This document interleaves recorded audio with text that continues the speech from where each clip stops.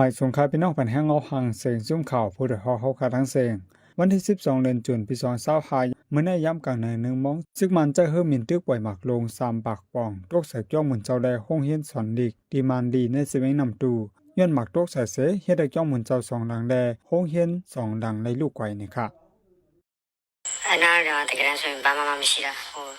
เอาคาตีนั้นในกักกาลามันมีสังคะนอจุ่มซึกอันอยู่ไว้เจ้านั้นก็มีค่ะอันจุ่มลูกเพื่อนเขาลัดกว่าลัดมาได้ก็มีอยู่ค่ะอ๋อเกี่ยวในซ้ำเป็นเกี่ยวอันมีหิมเสียนตั้งหลงค่ะเนี่ยกำลีเขาอ๋อเจ้าคู่เขาโคตึ้งย่าหมากค่ะนะก็เพราะว่าเขาเจ้าอ่อนกันออกไปไว้หมากตกใส่กับอ่อนตั้งนั่นค่ะนะ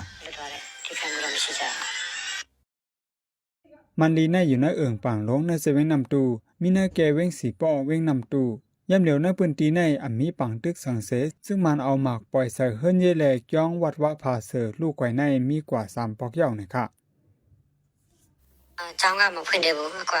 พอค่ะติเลยว่ากับลีอยู่อินค่ะเนาะห้องเฮียนก่อมไปเปิดค่ะเตื้อหาแต่เก็บเสียนสายไม้มันก้วยแลกัดกาลามยับห้องเปิดห้องเฮียนเขาแน่กว่าเก็บเสียนสายไม้ลูกเฮียนไว้ก้วยค่ะอ๋อย้อนนั้นเลยอำเต้ยับเผอค่ะห้องเฮียนแต่ก็เป็นห้องเฮียน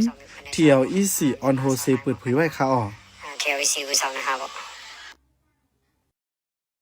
ย้อนซึกมันล่ำนิ่มปล่อยหมักใส่ย่ำเหลียวก้นเมืองเขาอ่อนกันไม่ใจกว่าซึกมันมาปล่อยหมักใส่ในวันแทงแลก้นวันเขาอ่อนกันไปออกวัน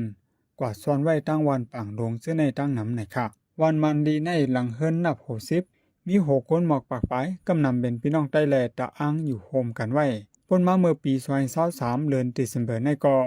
มีปังตึกสังเสซึกมันปล่อยหมักใส่จ้องมันนี้ในเย้าปอก1ปอกนั้นก็ด้วยย่าหมอสอนก้อน1ไหลลู่ตายนี่ค่ะปัญหาจุ่มข่าวผู้เดือดฮอได้ยินจมขอบใส่อย่านำค่ะย้อนในพี่น้องเฮาอยู่ลีกาเจียนดอทเพจเขียนเสกัมค่ะใส่ซอสซื้อค่ะอ๋อไม่ส่งค่ะ